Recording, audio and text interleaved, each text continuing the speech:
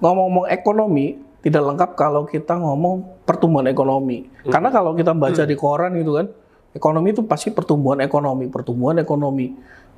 naik, turun dan sebagainya. Nah ini ekonomi, pertumbuhan ekonomi ini gimana nih Kang? Kalau pertumbuhan ekonomi ini seperti apa nih? Ya, pertumbuhan ekonomi namanya tumbuh ya, Tumbuh kan meningkat. Iya. Kalau pertumbuhan ekonomi berarti terjadi peningkatan dalam kegiatan ekonomi. Iya. Kalau dari sisi produksi berarti terjadi peningkatan dalam hal produksi. Iya. Nah, misalkan nih Mas Aji, kopi tadi ya, si petani kopi tadi tahun lalu itu 1 ton misalkan. 1 ton. Nah, tahun ini